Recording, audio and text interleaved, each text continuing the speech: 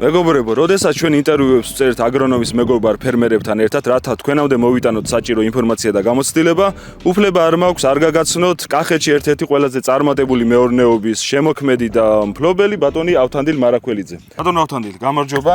საოცარი არის ის მასშტაბი და ის შედეგები, რასაც აქ ხედავთ. ერთ-ერთი ყველაზე წარმატებული ფერმერი ხართ და სიამაყით ვიტყვი, რომ აგრონომის მეგობარი ფერმერი. დავიწყოთ და გაუზიაროთ ჩვენს მაყურებელს ის გამოცდილება, რაც თქვენ დააგროვეთ. პირველ რიგში, როგორ მიხვედით აქამდე, როგორ უნდა მოხდეს წარმატებული ფერმის და წარმატებული მეურნეობის შექმნა? თუ სათესლე მასალა არის კარგი, ხარისხიანი, ყველაფერი არის წინ დაწეული საქმე. თუ სათესლე მასალა არ ვარგა, რაც არ უნდა იწვალო, რაც არ უნდა კარგი ნიადაგი იქონეს, რაც არ უნდა პესტიციდები იხმარო, არ გამოვა შედეგი. ამიტომ პირველი შეცდომას, რასაც უშვებენ ხშირად ფერმერები, დამწყები ფერმერები და ხშირ შემთხვევაში არის ხოლმე კიდეც გამოცდილი ფერმერებიც უშვებენ ამ შეცდომას. აგრონომიდან ყიდულობთ სათესლე მასალას, ლიქცვანის თესლებს, ესტავდით რაღაცა ჯიშებს, რომ როგორც შეეგვებოდა ჩვენ აგროკლიმატს და მათგან მე არჩეულ ჯიშებს ერგავდით ჩვენს ადგილებში, ასე ვთქვათ, და ტერიტორიაზე. 8 ჰექტარზე გაქვთ მეურნეობა. როგორ არის გადანაწილებული, რა იცვანის, რა სათესლე მასალას ხმარობთ? ეგ რომ გითხრათ? სალათები, საზამთროები, წიწაკები, კიტრიც აქვს რასაკვირველია. დაუტრიალებდით გადავლები ჯგუფი, ცოტა ადრე მოგვიწია მოსვლა ყვავილობის პერიოდში. აი, კიტრი გვაქვს, მინი კიტრი, რომელიც ფართოდ მოიხმარება უკვე ძალიან სასწაული გემური თვისებებით და მოთხოვნა არის ძალიან დიდი ზოგადად ჩვენ პროდუქციაზე და ასე ვთქვათ ამ სეგმენტშიდაც, კიტრის სეგმენტშიდაც. ეს პირველი ეტაპი გავიარეთ. პირველი სწორი ნაბიჯი რაც უნდა იყოს, რომ სწორი სათესლე მასალა შევარჩიოთ. ეხლა მთავარი დაავადებები, მავნებლები. რასაკვირველია. კიტრს რასაც უყურებ, წეღან მაგას დავტრიალებდით, საკმაოდ ჯანსაღი ფოთოლი აქვს და ნუ არ არის ნაცრის კერები. რას იყენებთ აგრონომის რომელ პრეპარატს?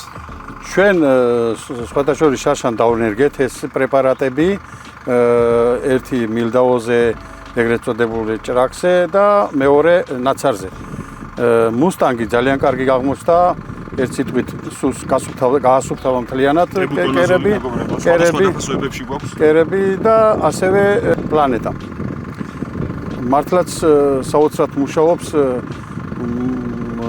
როგორც ბოსტნეულზე, ასევე ვენახში პლანეტას და მუსტანგის. აღსანიშნავია, რომ ორივე პრეპარატი არის სისტემური მოქმედები, შესაბამისად იმ ცუდი ამინდობრივი პირობებიდან გამომდინარე დაზღვეული ხართ, ჩამორეცხვის მიმართ უფრო მდგრადი არის მოკლედ. ბატონო ავთანდილ, რაც მაინტერესებს ახლა თქვენგან, რა მნიშვნელობა აქვს პროფილაქტიკის მიზნით წამლობას, მანამდე სანამ დაავადება ან მავნებელი გამოჩნდება? აი ეს რომ კი ბატონო, როცა ნახულობენ კერებს და ასე ვთქვათ დაავადებებს, მე თვებიან კურნალობაში და ყოველთვის პრევენციულად, იმიტომ რომ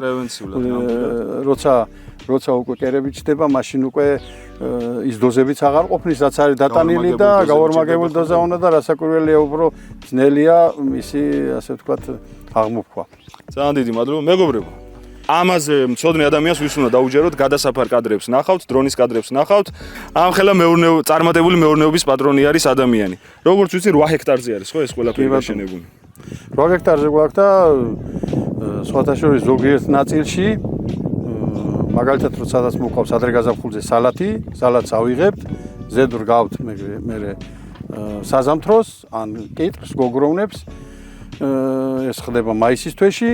სადღაც სექტემბრის დასაწყისში ისევ ავიღებთ ამას, როცა გვჭირდება ნიადაგი და არ ყოფნის, ასე ვთქვათ და ავიღებთ თქვათ იმ მურts ისევე ახლიდან და ახლიდან ვგავთ მე სალათს. ანუ გვიან შემოდგომას და ადრე გაზაფხულზე მოყავს ზირთად სალათი. ეს ყველაფერი მოდის ამ 8 ჰექტარში. კი ბატონო, 8 ჰექტარზე მოდის დაჟე ასე რომ დავაჯამებთ სადღაც 10 ჰექტარამდე გავდივართ.